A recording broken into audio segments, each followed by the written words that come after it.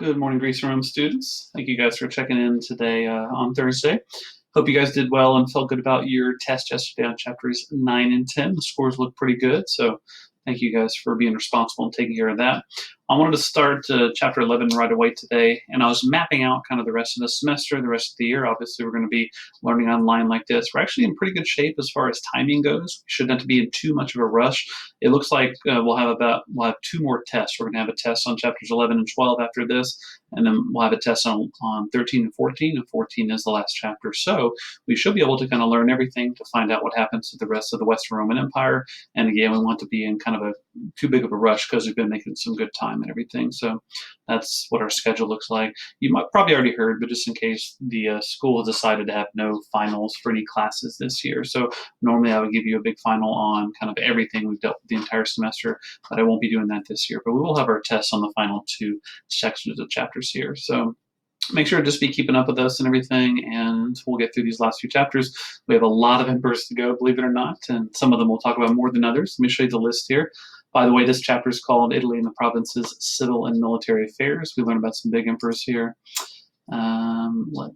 There it is. Okay, so here is just kind of a list of emperors to give you, and just to show you, I'll bring this up occasionally when I want to just look at the whole thing kind of in one big thing. But we've learned so far, last chapter we ended with Hadrian, so it shows you how many emperors there still are to go. Now you'll notice some of these emperors, especially in the middle of the 3rd century, some of them were emperor for a very short time. So we won't be talking about those much. And in fact, there's some emperors who were emperor for such a short time that they're not mentioned in the book.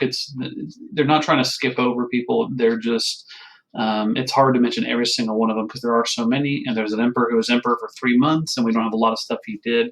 They would rather focus their attention on some of the more important emperors that we know more about. So we will not go into great detail on every one of these emperors, but we will stop and highlight some of the more important ones and more important things happening during that time period. But we finished up with Hadrian, like we knew before, and he was the third of what's called the 5 good emperors. Just to recap, we had Nerva become emperor after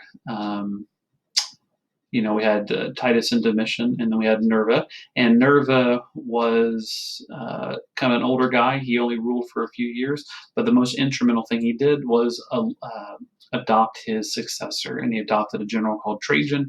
And then it turns out Trajan was a pretty good emperor because he was already kind of accomplished and everything.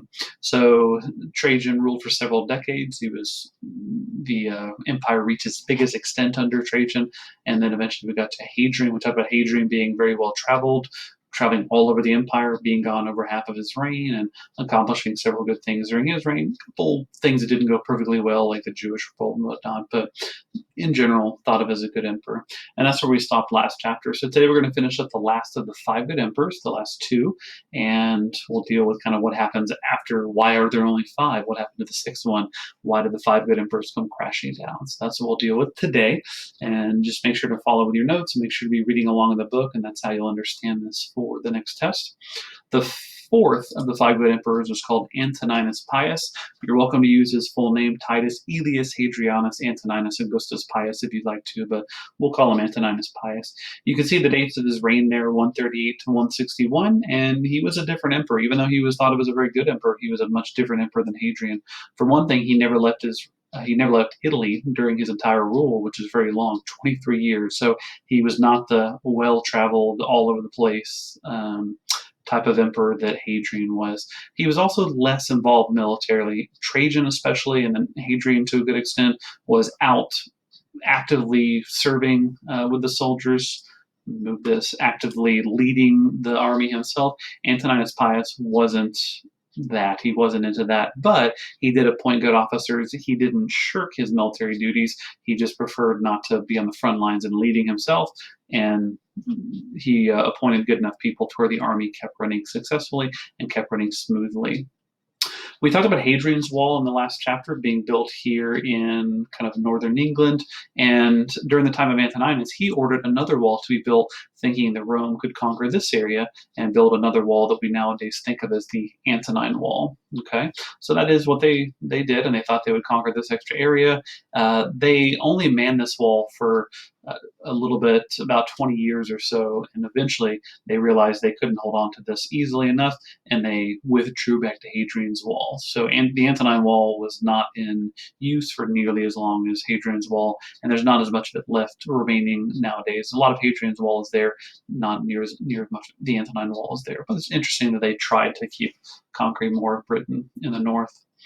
Um, Antoninus Pius's rule, if you look at it just kind of historically, it's not the most exciting rule, right? Not a lot of huge things happen, wars and battles and intrigue and whatnot, but it was a rule that the Romans would have thought of fondly because things were peaceful. It seemed like in general the empire was being well run, and just the very fact that there's not that much to talk about is almost a testament to how good this is, right? If you have leaders who were involved in all sorts of scandals and this and that, yeah, it's exciting to talk about, but does it really mean they were a good ruler? With Antoninus, he was kind of there. He was a good leader. He was a calming influence, but there aren't a lot of huge, massive things to talk about during the reign of Antoninus Pius. And in fact, that name Pius is a name that was given to him because he was supposedly more of a religious emperor than some of them, and that name Pius reflects that. There was a general harmony between him and the Senate during his reign, and some books remark that his reign marks the climax of the empire as an organized, benevolent, and self-assured form of rule. That's how our textbook puts it. So really the empire running smoothly, running well. This was the apex of that, was Antoninus Pius's 20-plus year rule. Now, of course, Antoninus eventually couldn't last forever. He eventually died, and he luckily had not had a son to take over for him, and so he had adopted just like his predecessors had done. And he actually was the first one to adopt two men. He had the idea to adopt two, and there will be co-emperors, co-rulers, and the idea was the Roman gotten kind of big, we'll spread things out. And he adopted jointly Marcus Aurelius and Lucius Verus. So starting in 161, when Antoninus died, we actually have two emperors at the same time, which of course is not a common thing up until this point. Antoninus himself was deified after his death. Again, that shows the respect the Senate had for him and the love they had for him. And he had adopted both of these men before he died. So they ruled jointly with equal powers, and they tried to bring their families together a bit with some joining by marriage and stuff. So, for example, Marcus Aurelius married Antoninus's daughter. This is not Lucius Verus, but Antoninus's daughter, to kind of get him close to that family because Antoninus was popular, and her name was Faustina. We call her Faustina the Younger. This marriage was a very prolific marriage. It produced 15 children, which showed at the time that the elites and the emperor's family and stuff were still trying to show off the prominence of the importance of the family and how it's still important for the elites to have children, to have strong families, right? Now, to connect Marcus Aurelius and Lucius Verus, who were joint emperors, they seem to get along pretty well. Sometimes joint emperors don't work out at all, and it goes very badly, but they seem to get along pretty well as far as it could go. Lucilla, who was Marcus Aurelius' daughter, he had a number of daughters because he had 15 children, but she married Lucius Verus, so that would have connected them very closely, the two men, in 164. Just a little note at the time, just to show you what marriage was like at that time. She was 14 when they got married, and he was 34. This is not really out of the normal or anything like that, so it just shows you sometimes the ages of some of these marriages, and Marcus Aurelius was okay with that. The only thing that distinguished the two men, as far as one of them being senior or junior or anything, it wasn't like that. But there was one little thing, that Marcus Aurelius was the one who was given the title of Pontifex Maximus. So in some people's eyes, that kind of gave him a little tick above being a little more the senior emperor compared to Lucius Verus. But again, they got along pretty well. There wasn't a ton of fighting between them like sometimes happens. One thing that may have helped them get along was that their attention was kind of divided in different parts of the empire. They weren't all always stewing on each other and everything. Verus was often in the east, Lucius Verus fighting the Parthians, who were still a big threat to Rome. Marcus Aurelius was more often in Rome, or sometimes he was fighting to the north, fighting Germanic tribes and other things. So the fact that they both had different things to focus on and were kind of getting in each other's hair helped a lot. So some ideas, some things about Marcus Aurelius's rule. Lucius Verus will end up dying partway through Marcus Aurelius's rule, and so that's why nowadays Marcus Aurelius is much more remembered than Lucius Verus, just because Lucius Verus dies, and then we just think of, okay, Marcus Aurelius uh, is now the emperor. So, and in fact, Lucius Verus is not thought of one of the five good emperors. He just kind of drifts away a little bit in history, at least in our minds. So the five good emperors go straight from Antoninus Pius to Marcus Aurelius. That's just how it is. But Lucius Verus was there. Some things that happened during Marcus Aurelius's rule and Lucius Verus. As some Roman troops returned from the east, we mentioned how they were fighting in Parthia, they brought back with them an infection that would turn out to be really, really bad. We have descriptions of it. Of course, we can't know exactly what it was, but some doctors and historians have matched up the descriptions of it and thought maybe it was smallpox or a form of smallpox they were bringing back. So this was showing that Rome had grown so much that sometimes these soldiers would go hundreds or thousands of miles away from home and they could bring back a disease that had never been encountered there before. And so there was no protection for it. So this was a big deal. This disease, maybe it was smallpox, decimated some large cities and lots of people died. And also some small towns were decimated and even military camps. Sometimes it was very contagious and just swept through the entire camp. Um, the cities and towns got kind of, on edge whenever things like this are going on. So um, maybe because of this, people are, suspicious of one another, etc. There was increased tension between Christians and Rome's polytheistic majority. Christianity had grown a lot by then, right? It was still certainly a small minority of the people in Rome and certainly in the Roman Empire, but it had grown and butting heads a little bit with the polytheistic majority. The Christian church now, it had been well over 100 years now since Christ was crucified, so it had had time to grow and become a more uh, stable church. The book mentions something interesting you wouldn't always think of. This period of the five good emperors was a good thing, that it was very relatively peaceful and people were relatively prosperous.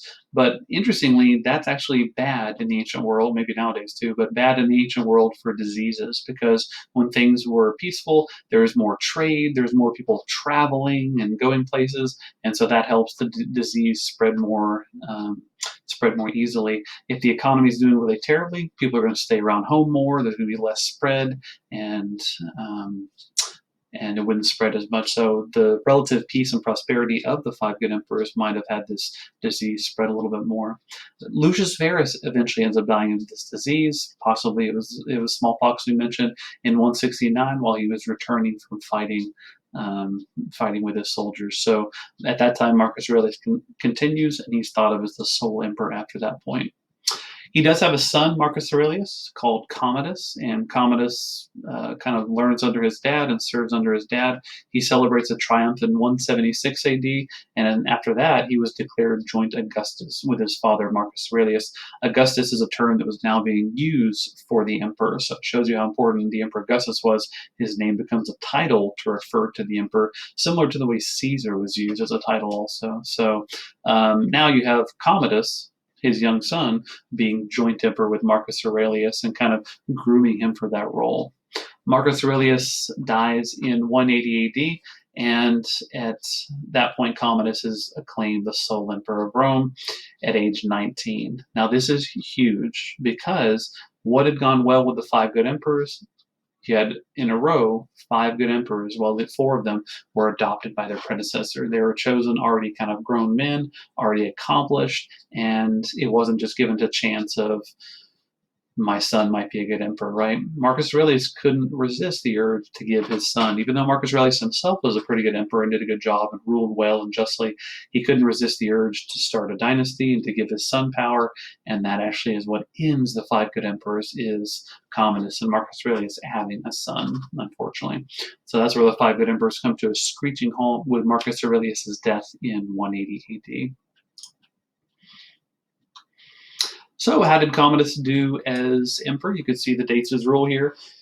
We say 176 for his rule, but that was when he became Augustus with his father. He became sole emperor in 180 AD. He did okay at the beginning, but he was not as, right away you could tell he was not going to be as good as his father. He was not as active in the administration of the government and everything as his father. He had a council of advisors and also the Praetorian prefects, who he gave them kind of a lot of power and responsibility and let them make decisions that otherwise previously would have been made more by the emperor himself. He also developed erratic behavior towards the Senate. There wasn't that harmony that we saw in the last several administrations between the Senate and the emperor, and eventually conspiracies started whirling around. Is the emperor's life in danger? Are people plotting against him? For example, his sister Lucilla was implicated in a plot to assassinate Commodus in 182 AD. That was, of course, not successful, but it shows you how things were turning bad for the Emperor Commodus. He seemed more concerned with self-gratification. He was worried more about himself and less about the people and ruling well, etc. He did like to appease the masses. He liked them. He wanted their adulation, but he wasn't concerned with putting in the work to actually, do the nitty-gritty things of government to make their lives better. He thought of himself as a great gladiator. Apparently, he loved to do this. This was thought of been something the emperor is supposed to do, is to be a gladiator, and supposedly he fought over 1,000 times. Now, would these be, real gladiatorial fights? Probably not. Probably no one's going to take the risk of, if you're facing the emperor, you're going to take it easy on him. You're not going to be the one who kills Commodus in a fight. So if he did fight like this, like we hear, probably these fights were not, not super fair, not super legitimate. Yeah. So the picture you see here is Commodus, and you can see he's wearing a lion skin, which is kind of weird. Not everyone wears that, and like a club in his hand. But supposedly Commodus, over the years of his rule, he started thinking of himself as maybe the reincarnation of Hercules. We hear that he thought maybe he was Hercules reborn, and Hercules was famous for slaying the Nemean lion, if some of you know mythology. So Commodus would wear a lion skin sometimes, kind of to show his connection to the god Hercules. Yeah, so some people say that's kind of a sign of his, delusions of grandeur and the idea that he was, the reincarnation of a god. So after 185, after Commodus had ruling about 5 years or so, Rome was deteriorating somewhat. It's just such a pity because we had, again, 80 plus years of peaceful rule and everything. But Commodus, after about 5 years, things were going downhill. In 192, Commodus sponsored 2 weeks of gladiatorial games, and he was going to be the star performer in those games. Again, thinking of himself as like the greatest gladiator ever. And he made a very scandalous announcement to his advisors. It's hard for us to realize how scandalous this would have been. But on 193, on January 1st, the first day of the year, he was going to be accepting the consulship, what the emperor would do every year at this point. And he planned to accept the consulship dressed as a gladiator rather than wearing his toga, which was customary. And he announced plans, and this will sound kind of silly in retrospect, but he announced plans to rename Rome. Instead of just calling it Rome, to announce it as Colonia Commodiana, right, to rename it after himself. So this would have been kind of, for some people who are already very suspicious of Commodus, this might have been the straw that said, we gotta get this guy out of here. So finally, there was a conspiracy against him that succeeded, and he was assassinated the day before this was scheduled to happen. He was assassinated on December 31st of 192 AD, and so his 12 or so years of his sole rule were brought to an end at that point. And he was swiftly, by the Senate didn't like him, especially at this point. They swiftly gave him damnatio memoriae, which we talked about last chapter, was basically deleting his memory, removing his memory from things. And so you can see just how fragile good government is, that for 80 plus years things were going pretty well. Rome was in peace and prosperity, and all of a sudden just 10 years of Commodus or 12 years of Commodus can bring things to a very bad place. Okay, and next time things are going to get even more kind of crazy, because after Commodus dies, he doesn't have an heir. He hadn't adopted anyone. There's no idea who's going to be the next emperor. So I'm going to leave you with that teaser for the next time we are together, which will be tomorrow. Next time I'll tell you what happens post-Commodus, after his assassination. Anytime a leader is assassinated, it's going to be, everyone's going crazy anyways, because no one knows quite what's happening. But next time we'll deal with the fallout of Commodus' assassination and exactly what happens and who becomes emperor after him. Okay, so thank you guys for starting chapter 11 with me, and I look forward to seeing you next time to see what happens after Commodus. Okay, have an excellent Thursday. Walete.